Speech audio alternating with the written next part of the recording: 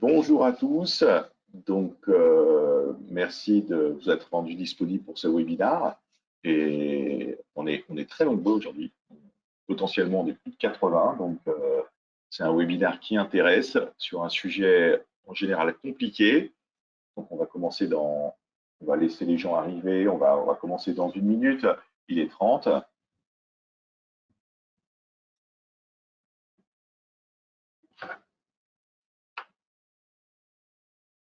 Voilà. Donc, normalement, vous voyez déjà mon écran.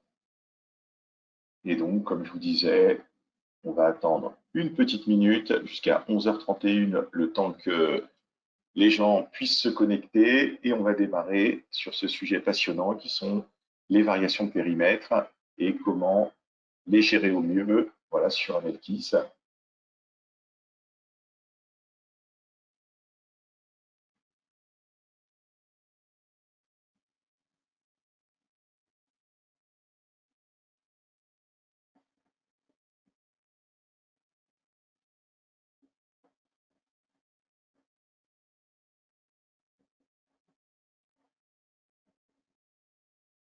Bonjour à tous.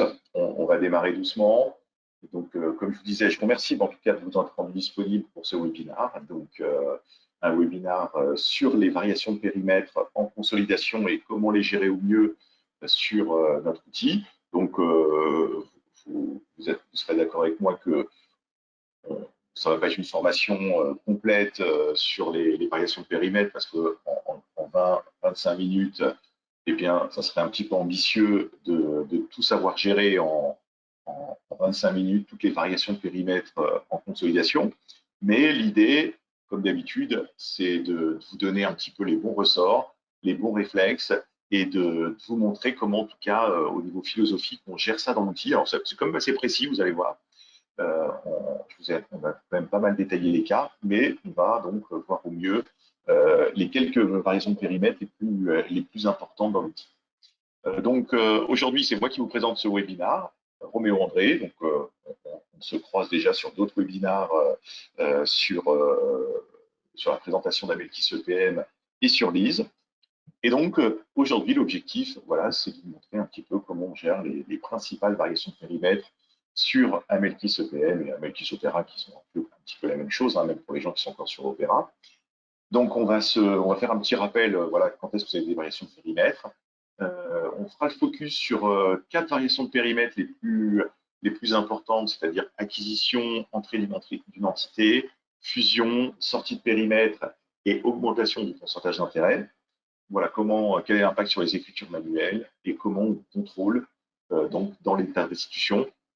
Et très rapidement, à la fin, on fera un petit saut dans Amelkis EPM où je vous montrerai voilà, comment a été gérée une entrée de périmètre et comment a été gérée, ici dans mon cas, une, une fusion. Voilà. Donc, ici, le principe, voilà, donc la variation de périmètre, qu'est-ce que c'est? Tout au long de la vie de votre groupe, eh bien, vous allez avoir des variations de périmètre qui peuvent être liées à des acquisitions de titres, donc qui vont entraîner un renforcement du pourcentage d'intérêt. Et vous pouvez également avoir des sociétés que vous allez acquérir ou qui vont sortir ou qui vont être fusionnées voilà, pour des questions de réorganisation. Voilà. Donc, on peut aussi avoir d'autres cas qu'on ne verra pas aujourd'hui, comme des nouvelles holdings. Là, je vous invite à nous contacter ou à regarder le blog. Il y a quelques indications de comment on gère une nouvelle mère. Ou d'autres cas voilà, qui sont des changements de méthode un peu plus complexes qu'on ne verra pas aujourd'hui. On n'aura pas le temps de voir ces cas-là. Alors, l'avantage d'utiliser une solution, c'est que c'est vrai que par rapport à Excel, il y a quand même une vraie démarche, il y a un vrai process qui va vous guider d'étape en étape et surtout qui va aussi vous permettre de contrôler. Il y a un process qui est rationalisé grâce à l'outil avec des étapes. Il y a un préparamétrage qui vous aide également à automatiser certaines variations de périmètre. Ça permet de gagner un petit peu de temps parce que dès qu'il y a des variations de périmètre, il y a quand même un réflexe et une idée à avoir en tête, c'est que du coup, traiter la société ou les sociétés ou traiter la consolidation, quand il y a beaucoup de variations de périmètre, eh bien, la conso va devenir plus compliquée, il y aura plus de travail. Donc, le fait d'avoir un outil, ça permet de gagner un petit peu de temps. de fiabiliser les résultats, parce que tout est rationnel, on a des états de contrôle, de fluidifier, et éventuellement de travailler également de manière collaborative, une personne pouvant vous aider à gérer, donc à saisir des éléments dans une société, alors qu'une autre peut vous aider dans une autre société. Voilà. Donc voilà tous les avantages de travailler sur un outil, c'est qu'on va pouvoir donc avoir tous ces avantages-là directement. Alors, des variations de périmètre, il y en a beaucoup. On peut avoir donc bon, les plus simples, on va dire, c'est des entrées de périmètre. On peut avoir des acquisitions de titres complémentaires, on peut avoir des augmentations de capital. Et là, au niveau des augmentations de capital, là où c'est compliqué, c'est si vous avez des augmentations de capital qui ne sont pas linéaires avec les minoritaires, c'est-à-dire que soit vous augmentez le capital alors que les minoritaires n'y participent pas, soit l'inverse, les minoritaires augmentent le capital mais vous n'y participez pas. Donc du coup, on retombe dans des cas où ça génère des fluctuations dans les capitaux propres. On peut avoir des apports partiels d'actifs, donc ça c'est un peu comme une fusion. On peut avoir de nouvelles sociétés, on peut avoir des fusions ou des sorties. On peut avoir des changements de méthode, c'est-à-dire que quand on a un renforcement du taux, eh bien, on peut avoir une mise en équivalence qui passe en IG. Donc là, on n'en parlera pas comme je vous ai dit, mais c'est aussi des cas qui sont assez rares, mais qui sont très compliqués à gérer. Alors, les étapes qu'on va retrouver dans l'outil pour vous aider à gérer correctement le périmètre, c'est qu'il y aura toujours un peu 4 étapes. Petit 1, quel est l'impact, qu'est-ce qu'il faut faire dans la table d'entité, qu'est-ce qu'il faut faire dans le périmètre, qu'est-ce qu'il faut faire lors de la création de l'exercice, et ensuite, qu'est-ce qu'on doit faire dans les liasses de collecte. Et ce qu'on ne voit pas ici, c'est comment ensuite on va contrôler. Alors, pour aider l'utilisateur à auditer, alors j'ai fait une petite erreur, on va le corriger tout à l'heure. Pour vous aider à gérer les variations de périmètre, eh bien, dans l'application, on a donc matérialisé, isolé chaque variation de périmètre donc dans des flux particuliers. Donc, quand vous remplissez Elias, vous avez des flux d'augmentation, de diminution, et quand on exécutera la consolidation, eh bien, on va voir apparaître des flux complémentaires donc, qui vont permettre d'isoler chacune des opérations de périmètre. Donc déjà, ça va permettre d'avoir une dichotomie et de voir l'impact des variations de périmètre. Donc, on va avoir des flux 0,1 et des flux 40 quand on a une entrée de périmètre, et le flux 40, c'est quand on a une entrée de périmètre par création d'entreprise. On va avoir des flux 70 qui vont nous permettre de gérer et de voir qu'est-ce qui se passe quand il y a une société qui fusionne entre l'absorbé et l'absorbante. On va avoir des flux 92 et dans certains cas 91 pour les IP quand on a une augmentation du pourcentage d'intérêt. On va avoir un flux 98 quand on a une sortie de périmètre. Et enfin, on va avoir des flux 89 et 90 dans certains cas quand on a des changements de méthode. Alors, le premier cas, qui est un des cas les plus simples, c'est quand on a une entrée de périmètre. Alors, quand on a une entrée de périmètre, donc qu'une nouvelle société rentre en cours d'exercice ou à l'ouverture, eh bien, première chose à savoir, qui n'est pas écrit ici, vous devez vous procurer déjà dans un premier temps le bilan à la date d'acquisition, voilà, qui va vous servir donc à calculer les écarts de première consolidation, à calculer l'écart d'acquisition et bien sûr à rentrer les chiffres à la date d'entrée. Si votre société, vous l'avez acquis en cours d'année, ce qui n'est pas aussi écrit dans ce slide, c'est que bien sûr, il faut prendre en compte uniquement le compte de résultat entre la date d'acquisition et la date de clôture. Et donc ça, en général, l'outil ne vous aide pas. C'est à vous sur Excel de calculer le résultat et de calculer les variations entre la date d'acquisition et la date de clôture. Voilà, donc ça, c'est une petite chose. Ce qu'il faut noter, c'est qu'en général, il y a quand même, dans des variations de périmètre, il y a toujours beaucoup de choses à faire en dehors de l'outil, en tout cas, et à se procurer. Bon, une fois qu'on a fait ça en dehors de l'outil et qu'on a nos fichiers devant soi, eh bien, dans l'outil, qu'est-ce qu'on va faire? Eh bien, première étape, dans la vue entité, on va créer la nouvelle société. Donc ça, assez simplement avec un code, un IBD. Et ensuite, on va, dans la vue périmètre, eh bien, on va créer un nouveau périmètre, donc qui est le périmètre de l'année, et on va donc faire glisser la société de gauche à droite dans la vue sélection pour l'intégrer au périmètre. L'outil va détecter que par rapport au périmètre N-1, que la société n'existait pas, donc automatiquement, il va vous la mettre avec un statut entrante. Voilà. Ce qu'il faut noter, c'est que dans le périmètre, on a cette fameuse colonne statut. qui permettent donc d'identifier la bonne variation de périmètre. Et donc là, assez facilement, en tout cas de manière automatique, l'outil va détecter qu'elle n'était pas là, donc il va la mettre en entrante.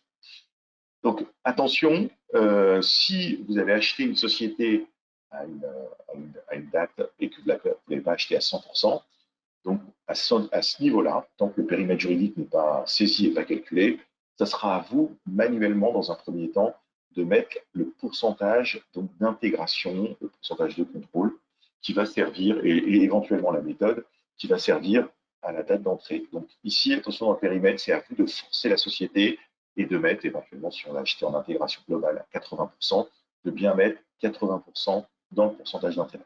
Et donc là, faites attention, on doit à la fois gérer le périmètre à la clôture, mais quand vous cliquez sur la société, vous avez aussi un onglet ouverture qu'on ne voit pas ici.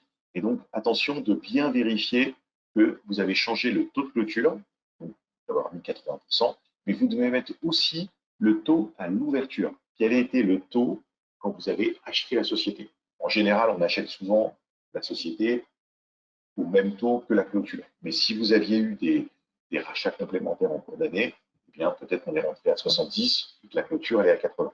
Donc n'oubliez pas de basculer sur l'onglet ouverture et de bien vérifier que la méthode et le pourcentage d'intérêt et éventuellement le pourcentage de contrôle sont bien au bon taux également dans la partie ouverture.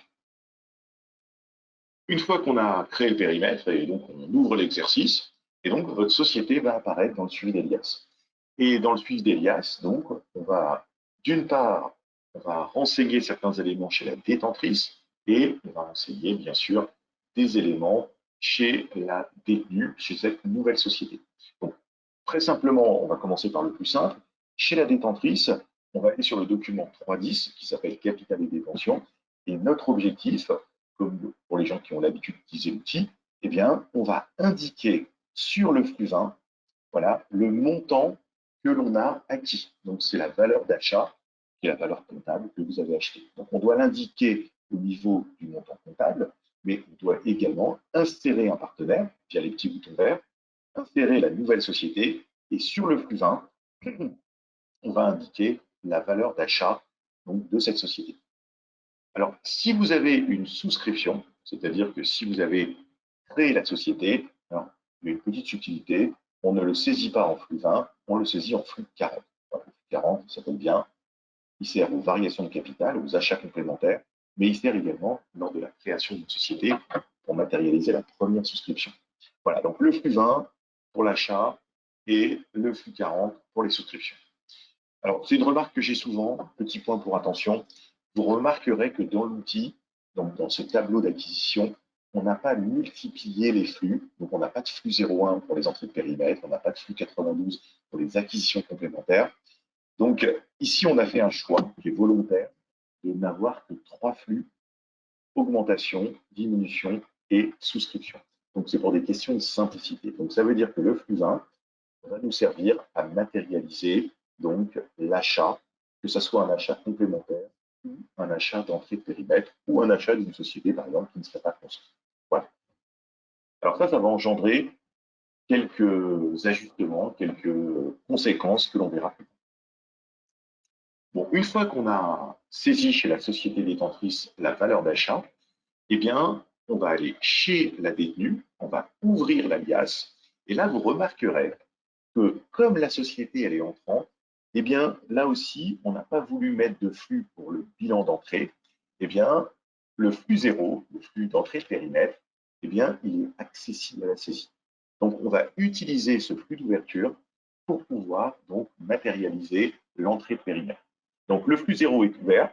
En général, vous allez sur le document qui s'appelle balance, parce qu'il vous donne accès de manière transversale à la fois à l'actif et au passif.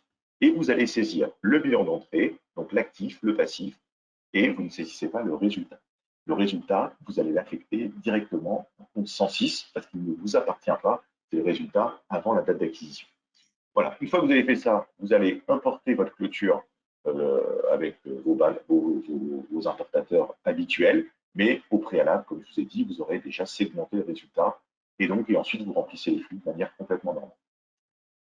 Ensuite, on va faire la même opération sur certains retraitements. Donc, si vous avez des retraitements je ne sais pas, par exemple, de décalage temporaire, de crédit bail ou autre, eh bien, vous devez les déclencher et vous devez saisir également le flux d'ouverture.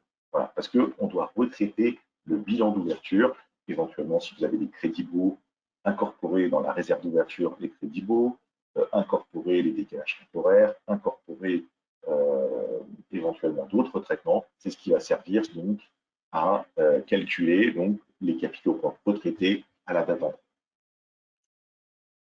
Alors, une fois qu'on a fait ça, eh bien, on va pouvoir donc maintenant aller en écriture manuelle. Et dans la vue écriture manuelle, on va pouvoir passer un écart d'acquisition. Donc, quand on achète une société, là, je ne vais pas vous donner un cours, mais comme vous le savez, on doit donc calculer donc, la différence entre le prix d'achat et les capitaux propres retraités à la date d'entrée. Et donc, la différence en général, et en fonction des normes, bien sûr, peut être différente, eh bien, ça vous donne l'écart d'acquisition.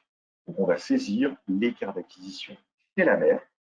Donc, on le passe en flux 0,1 sur la nature 3 RET 0,5. Voilà. Et on ne saisit que l'écart d'acquisition. C'est vrai qu'on a beaucoup de clients, des fois, qui mélangent, qui saisissent l'écart d'acquisition et qui mettent d'autres choses dans cette écriture. En général, les écarts de première conso, on les saisit en 3 RET 00 chez la fille, tout ce qu'on va réévaluer chez la fille, s'il y a des réévaluations à faire en écriture manuelle. Mais l'écart d'acquisition résiduel, celui qu'on n'est pas capable d'affecter, on le passe chez la mère, voilà, en contrepartie du P107R en 3 RET 05. Et ensuite, on clique sur la petite boule, sur le 209 par exemple, ou sur le 152 si l'écart d'acquisition est négatif, afin d'affecter la société fille. Alors, la plupart du temps, il y a beaucoup de gens qui vont me dire oui, à une époque, dans certains outils, il y avait des outils qui calculaient automatiquement l'écart d'acquisition. Maintenant, ça ne le fait plus. Comment on fait? Eh bien, en vérité, il n'y a pas de module pour calculer l'écart d'acquisition automatiquement. Mais en vérité, si vous lancez une consolidation avant d'avoir passé votre écart d'acquisition, c'est-à-dire que si vous avez saisi chez la détentrice et chez la détenue, passé vos écritures, eh bien, vous exécutez une consolidation et l'écart qu'il va avoir en flux 0,1 sur les capitaux propres vous donne le montant de l'écart d'acquisition potentiellement à passer. Donc, c'est ce qui permettra de contrôler par rapport à vos documents de travail que vous avez bien calculer le bon écart d'acquisition et que c'est bien le même que sur le logiciel. Bon, en tout cas, une fois que vous avez terminé de passer cette écriture, vous lancez la conso et votre travail maintenant, comme dans toutes les variations de périmètre, c'est de vérifier que l'entrée de périmètre n'a pas d'impact en réserve. Donc ici, l'idée générale d'une variation de périmètre, c'est que toute variation de périmètre en consolidation n'a pas d'impact en capitaux propres. Et donc, on va vérifier, donc en lançant les états qu'on appelle PA1 ou PA4, qui sont les tableaux de couplage de capitaux propres, que l'entrée de périmètre, en termes de réserve, fait bien 0. Voilà. C'est notre contrôle. Donc la différence entre les capitaux propres retraités à la bonne cote-part, moins l'élimination de titres, plus l'écart d'acquisition, sur le flux d'entrée de périmètre, doit faire 0.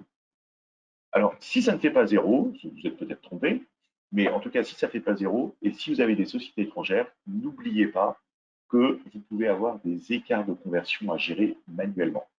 Donc là, c'est un petit peu la limite de l'outil par rapport à nos principes de simplification. Le fait qu'on ait simplifié et qu'on a un flux 20 qui permet de gérer les entrées de périmètre, eh bien, ce qu'il faut faire attention, c'est que le flux 20 et le flux 40 sont convertis au taux moyen. Et donc, ne sont pas convertis à la date d'entrée. Donc, n'oubliez pas qu'il peut y avoir une écriture qui est inscrite ici, qui permet d'ajuster l'entrée de périmètre par l'écart de conversion si vous avez acheté une société en cours d'année. Autre point très important, quand vous avez une acquisition d'une société étrangère, là aussi c'est une fonctionnalité qui n'existe pas, mais qui est sur Amel qui CPM va sortir dans les prochaines semaines, eh bien attention, ça vous oblige également à créer un taux complémentaire. C'est-à-dire que si vous recyclez, vous avez une société en dollars qui existait déjà, et si vous achetez une société, il va convertir le flux 0 par défaut au taux du 1er janvier. Et donc, ça oblige à créer un dollar numéro 2 dans la table, parce que le flux 0, en réalité, il faudrait convertir à la date d'entrée. Donc ça, faites attention, quand il y a des sociétés étrangères, eh bien, on doit renseigner donc, un taux particulier pour la date d'entrée et l'acquisition est peut-être mal convertie chez la détentrice à cause du principe qu'on utilise le flux 20 ou le flux 40. Voilà, donc c'est des petits réflexes à avoir Sinon, eh bien, ça ne fera pas 0 à cause de l'écart de conversion. Bon, deuxième cas, ce sont les fusions et les absorptions. Donc, dès qu'on a des fusions, donc ça, c'est un cas qui est encore un petit peu plus compliqué. Eh bien, ici, ce qu'on va gérer dans le périmètre, c'est l'absorbé. Donc, on va indiquer sur la société absorbée si elle a été absorbée à l'ouverture ou en cours d'exercice. Donc, si elle est absorbée à l'ouverture, c'est-à-dire qu'il n'y a pas de résultat, il n'y a pas eu de mouvement, le logiciel va sortir l'absorbé automatiquement. Si votre société a eu des mouvements pendant l'année où il y a un résultat à comptabiliser jusqu'à la date d'absorption, eh bien, on va mettre absorbé en cours d'exercice et l'outil va nous permettre donc de saisir une IAS sur cette société. Alors, chez l'absorbé, eh bien, c'est ce que je vous ai expliqué. Si elle est à l'ouverture, le logiciel va extourner automatiquement la clôture de N-1 sur le flux 70 et donc on n'a rien à faire chez l'absorbé. Et si c'est une absorbée en cours d'exercice, alors il y aura un travail à réaliser et là, on va devoir saisir des choses. Alors, quelques points importants. Chez l'absorbante, eh bien, on va d'abord sortir les titres. Un peu comme d'habitude, eh bien, les titres existaient à l'ouverture, ils n'existent plus à la clôture. Donc, notre premier travail, ça va être de sortir les titres qui existaient.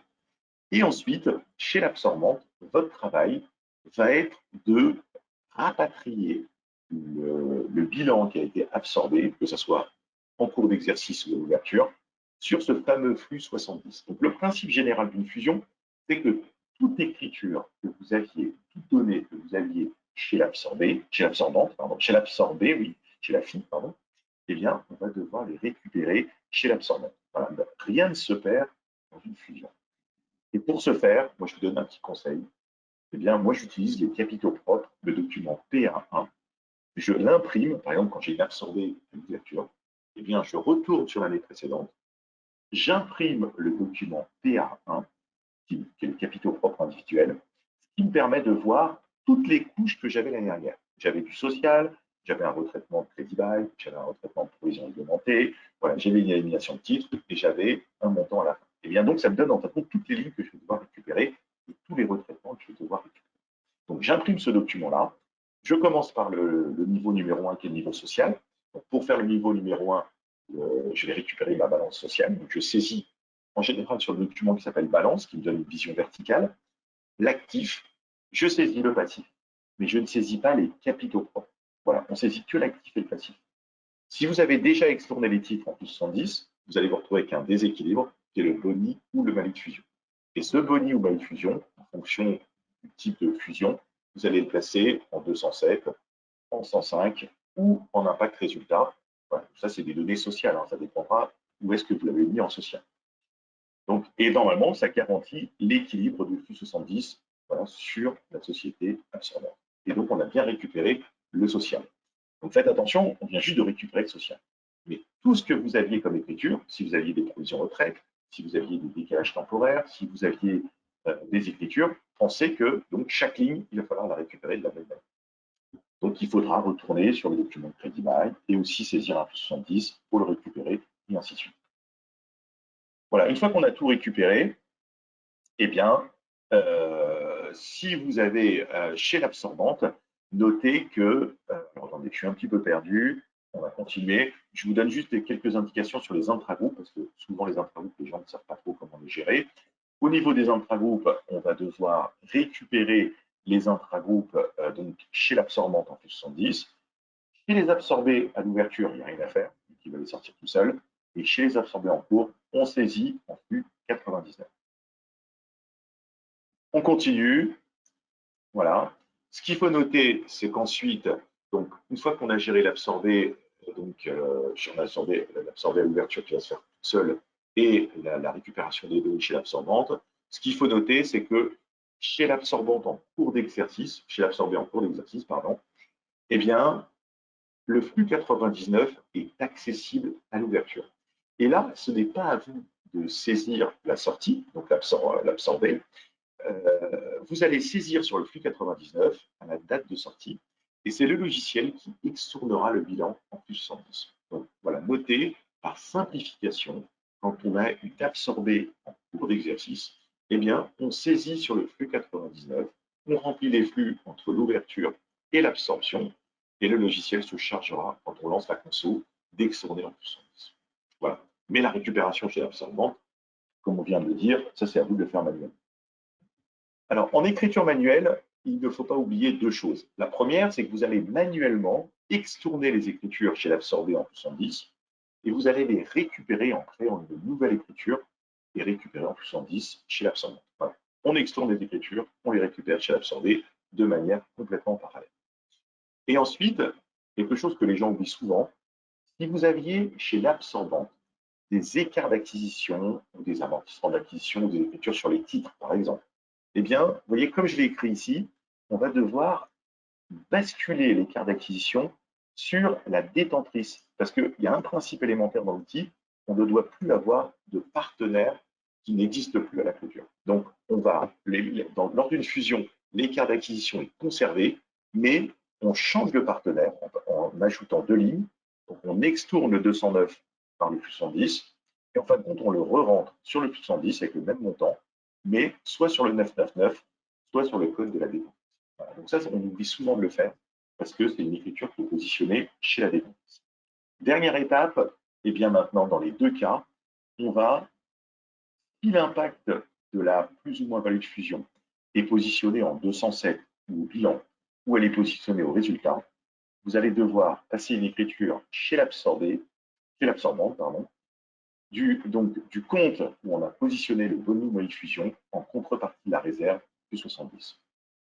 Voilà, donc il y a plusieurs étapes, vous avez vu, c'est un peu plus compliqué. On va maintenant exécuter la console et ensuite on va devoir valider donc, que sur le document PA4, tout ce qui est sorti d'un côté est bien rentré de l'autre et qu'on a bien oublié. Donc normalement, ce flux-là doit être à l'équilibre ou proche de l'équilibre. On continue. Maintenant, c'est tout ce qui est sorti de périmètre. Donc, pour les sorties de périmètre, c'est le même cas. On distingue des sorties en cours d'exercice des sorties à l'ouverture.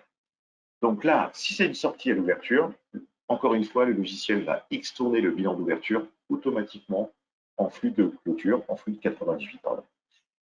Si c'est une sortante en cours d'exercice, eh bien c'est exactement comme les fusions. Le logiciel vous donne accès à une liasse et vous allez devoir importer votre bilan et votre balance sur le flux 99 jusqu'à la date de sortie. Et c'est l'outil qui extournera automatiquement le bilan vers le flux 98 et qui va conserver le résultat.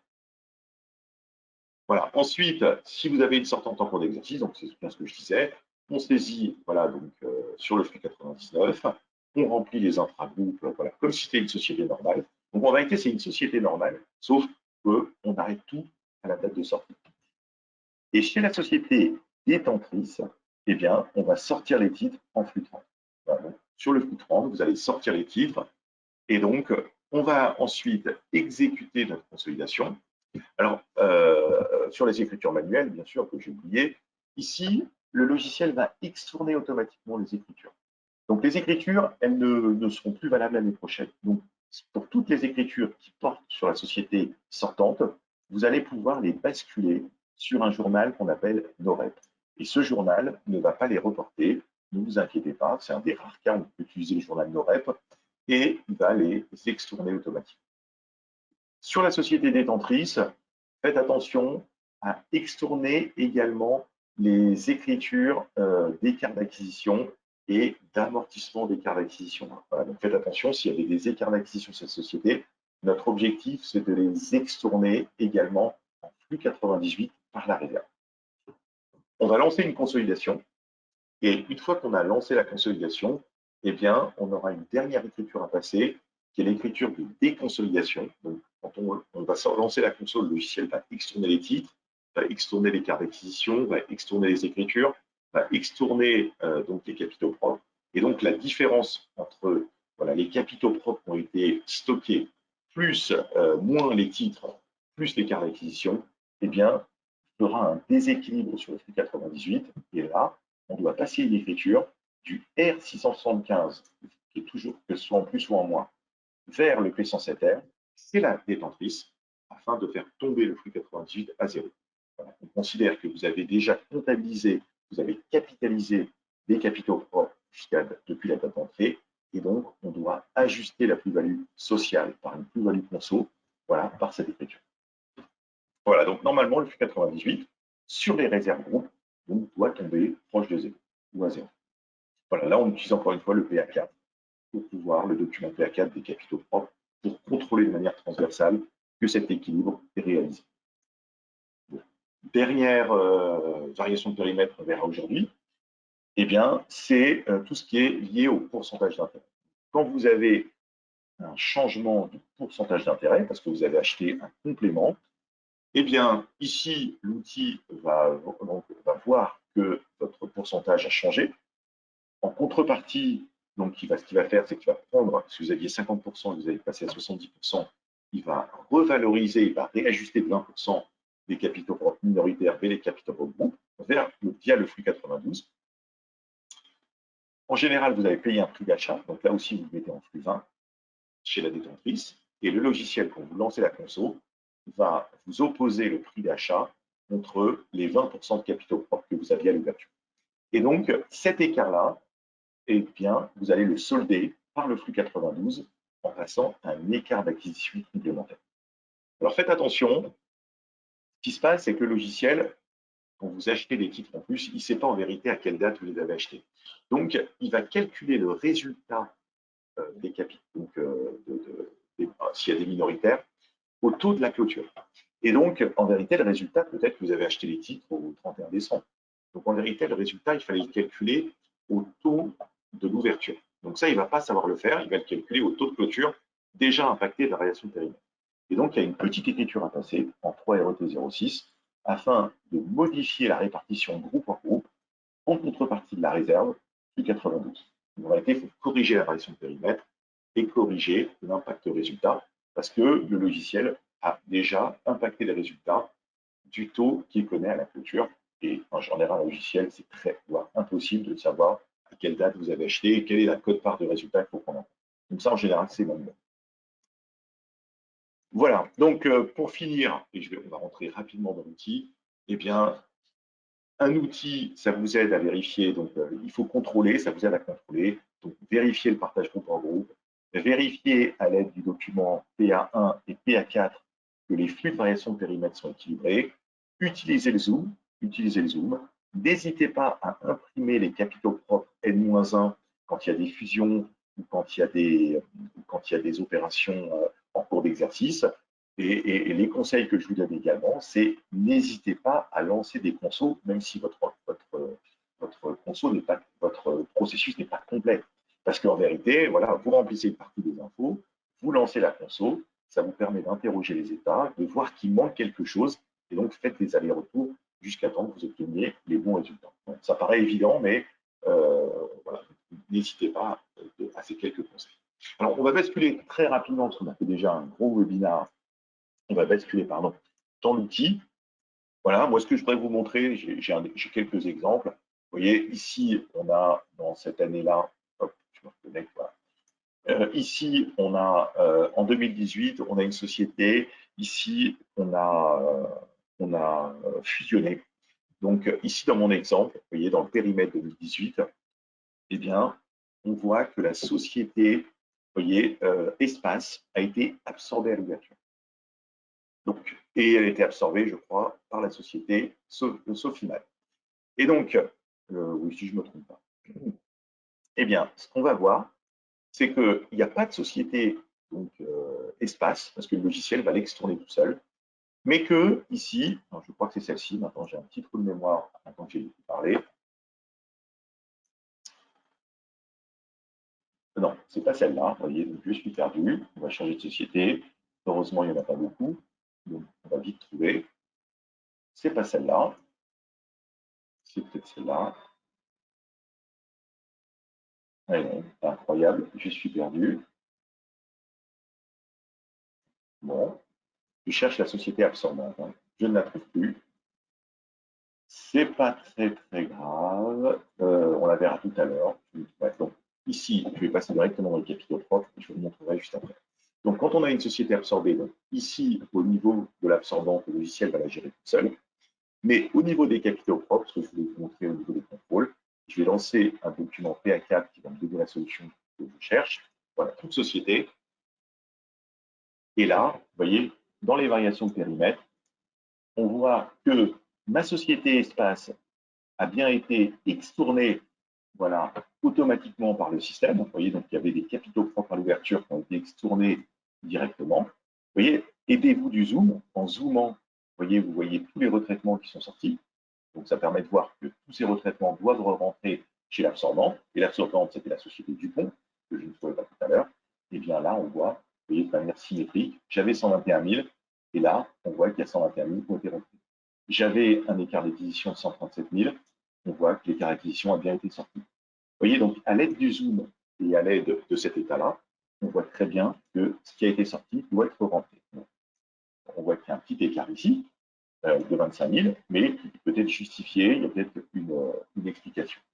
Voilà. Et donc, ce que je voulais vous montrer, c'est que comment on a récupéré les données sur la société Dupont. Voilà, si on rentre sur la société Dupont, eh bien, l'utilisateur, pour récupérer le social, a bien récupéré, vous voyez, le flux 70 et il est bien équilibré. Ça, c'est ce qui a permis de récupérer le social. On a saisi l'actif, on a saisi le passif. Voilà, il y a une partie capitaux propres qui est sûrement une explication, des manus, des choses comme ça. Les titres ont été sortis en compte 261 peut-être sur une autre société, et donc on a bien un équilibre qui a été réalisé. Voilà. Sur les écritures manuelles, si on va sur les écritures manuelles, on doit retrouver les écritures manuelles qui ont été passées d'une société à une autre. Voilà, je vous montre rapidement une entrée de périmètre. Donc là, on change d'exercice. Sur mon exercice 2019, j'ai une entrée de périmètre très simple. Et donc, ici, ce qu'on doit contrôler sur une entrée de périmètre, encore une fois, on lance les capitaux propres, le fameux état PA4. Le PA4 et le PA1 sont les états les plus importants. Et là, si on clique sur réaction de périmètre, eh bien, on va voir ici, alors je crois que c'est en flux 40, je ne sais pas ici dans mon exemple. Ce qu'on va faire, c'est qu'on va prendre, ici c'est la société AREN qui est rentrée dans mon exemple. Si je prends l'état numéro 1, eh bien, on va voir que ma société, elle valait 1500, les titres valaient 1500, donc là on est vraiment dans un cadre d'une souscription, donc c'est très simple. Et vous voyez, tout est bien équilibré. Mais si c'était un achat, eh bien, on ne serait pas dans la même colonne, on serait dans la colonne flux 01, mais ça serait exactement le même principe. Le montant de l'achat ici, les capitaux propres valorisés ici, l'élimination de titres, c'est-à-dire le prix d'achat ici, et éventuellement l'écart d'acquisition qui vient solder la colonne dans cette colonne. Voilà. Donc, ces fameux états nous permettent de vérifier de manière verticale, voilà, soit sur une société, soit sur plusieurs en même temps, que les contrôles sont bien réalisés, qu'on a bien un bon équilibre. Voilà, donc c'est un webinaire un petit peu long. J'espère vous avoir pas formé peut-être complètement sur les écarts d'acquisition, mais en tout cas vous avoir donné quelques pistes. Ce webinaire va être disponible en rediffusion et on vous propose de vous envoyer le slide. Vous faites la demande, on enverra le slide. On ne va pas faire de questions-réponses parce qu'on a déjà passé beaucoup de temps, mais je vous remercie de votre attention et peut-être je suis à votre disposition si vous avez des cas complexes pour vous aiguiller, il n'y a pas de problème. Bon, j'espère que ça vous a un petit peu aidé. Je vous remercie, je vous souhaite une bonne journée et je vous dis à bientôt. Au revoir.